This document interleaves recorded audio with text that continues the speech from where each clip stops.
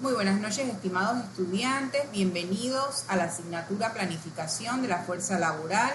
En esta oportunidad vamos a dedicar el módulo 1 a la planificación estratégica de recursos humanos.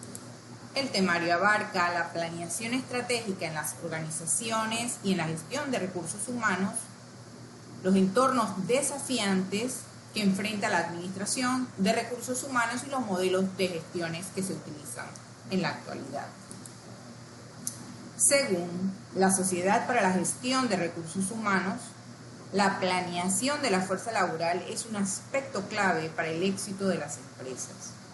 Y es que pone de manifiesto que las personas son el centro activo y lo más importante en una organización.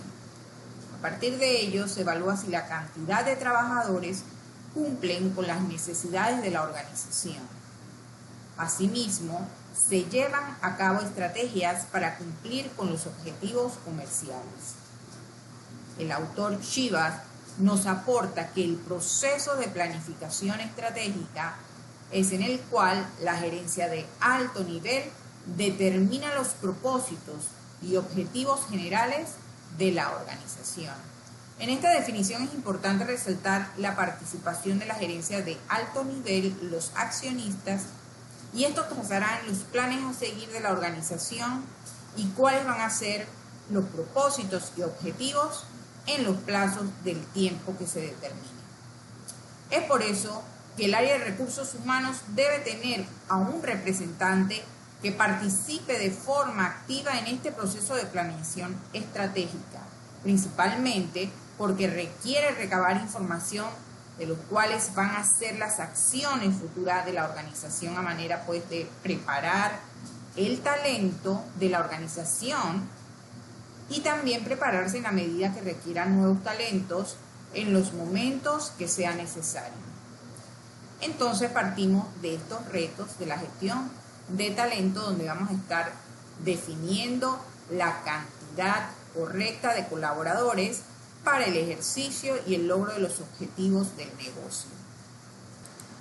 Seguido por un buen diseño de trabajo, también debemos preparar un documento escrito donde se describan las tareas, las responsabilidades y por supuesto las evaluaciones, cómo se va a evaluar cada posición o cada puesto.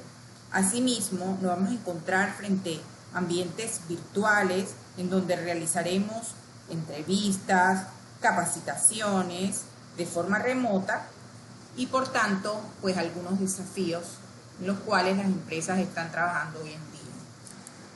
La planificación de la fuerza laboral, entonces, es el proceso de garantizar que se cuenten con las personas adecuadas, tanto hoy como en el futuro. De esta forma, ayudaremos a la organización a cumplir con los objetivos estratégicos para que se mantenga ágil y que se pueda impulsar el negocio. Uno de los aspectos claves en la planeación estratégica de la fuerza laboral es el análisis y descripción de los puestos y diseño de puestos de trabajo, lo cual va a ser fundamental para poder posteriormente dirigirnos hacia el proceso de integración de personas, donde están las prácticas de talento humano como reclutamiento, selección, contrataciones, entre otros. También es necesario el proceso de organización de las personas que hace parte de ese set de procesos organizacionales que existen, tales como el de organizar, el de dirigir, el de controlar y el de planear. El proceso de organizar constituye la base de la organización de las personas en tareas organizacionales y constituye también la base de lo que denominamos puestos de trabajo. Cuando hablamos del proceso de retención de las personas, nos estamos refiriendo a que las empresas comprenden que los puestos de trabajo no existirán sin las personas. Entonces las personas van a constituir una de las principales fuentes de expectativas y motivación de la organización. Y es aquí donde se integran los procesos de retención de personas y desarrollo de personas.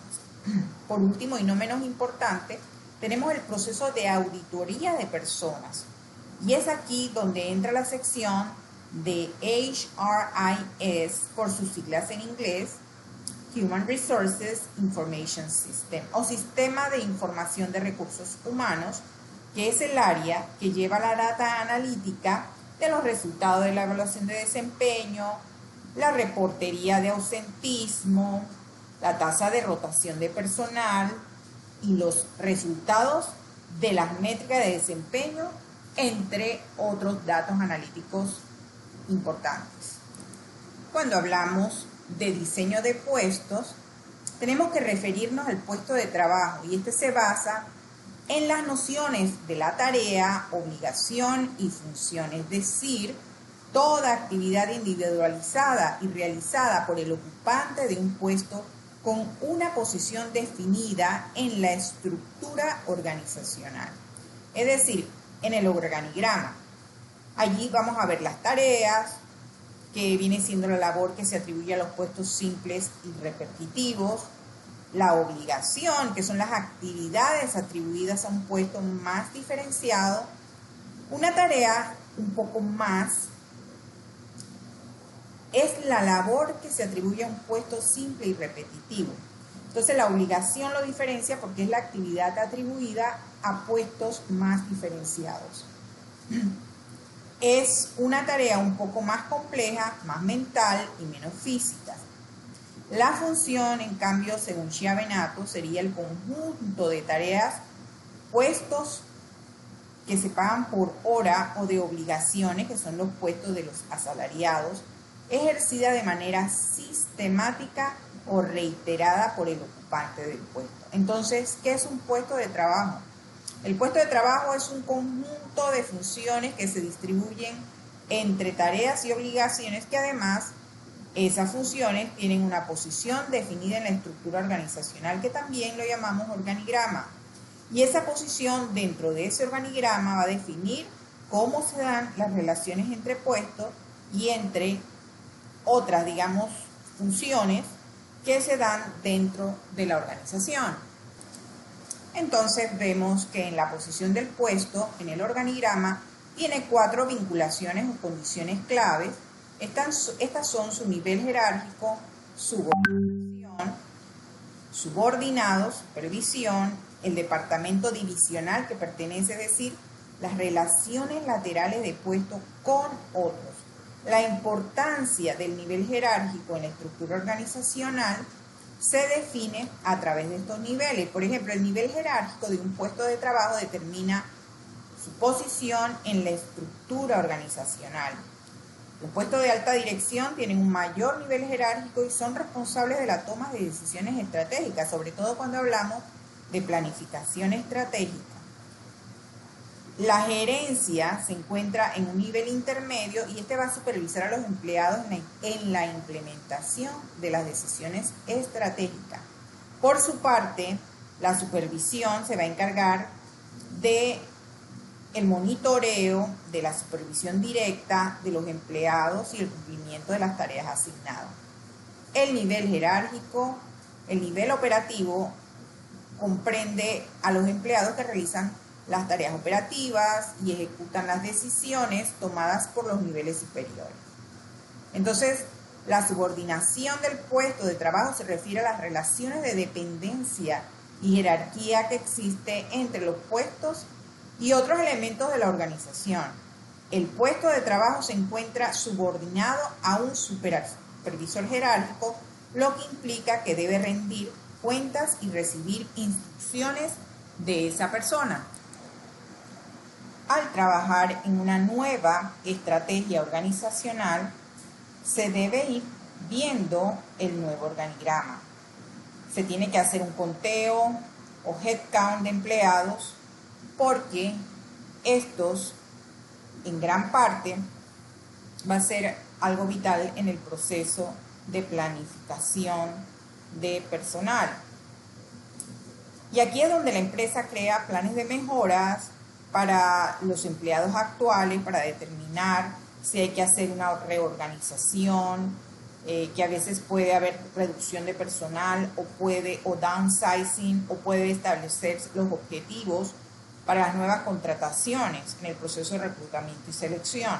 Entonces el headcount es ese aspecto que es muy importante para que se pueda establecer la planilla a pagar. Por tanto, esto debe ser revisado muy de cerca por el Departamento de Finanzas, apoyado en la información que brinda Recursos Humanos a la Gerencia General. Por ejemplo, en las grandes empresas con una cultura presupuestaria bien implementada, se cuentan con directores de centro de costos que definen el equipo necesario para cumplir sus objetivos, y Recursos Humanos sería el encargado de valorar estas acciones.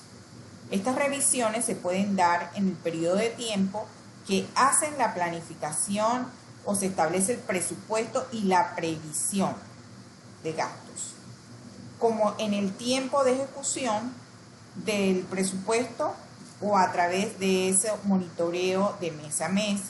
Idealmente, los departamentos definen acciones como el headcount, la contratación, la redundancia cuando se hacen auditorías internas, las promociones, las horas extras, mientras que Recursos Humanos calcula los salarios, los ajustes anuales y los cargos por beneficio. La gestión de recursos humanos enfrenta varios desafíos y entre ellos tenemos los cambios demográficos, y esto se da cuando el envejecimiento de la población y la disminución de la tasa de natalidad plantean desafíos en la gestión de recursos humanos, como la necesidad de retener y atraer talento joven. Esto lo vemos mucho en los call centers. Por otra parte, la globalización tiene presencia debido a la creciente competencia global y la expansión de las operaciones internacionales, ya que requiere de una gestión de recursos humanos que pueda adaptarse a esas diferentes culturas y regulaciones laborales. Sobre todo estamos hablando de las multinacionales que tienen una sede regional, pero también tienen presencia en otros países.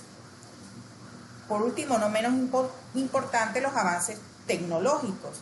La rápida evolución de la tecnología y la automatización van a plantear desafíos en la gestión de recursos humanos, como esa necesidad de capacitar a los empleados en nuevas habilidades para adaptarse a los cambios en los roles laborales. Y aquí muchas empresas han utilizado las plataformas de e-learning para establecer algún portafolio de capacitaciones que está hecho a las medidas de las necesidades de la organización. Espero que el módulo haya enriquecido su conocimiento y nos estamos viendo en el próximo módulo, en la próxima sesión síncrona. Hasta pronto.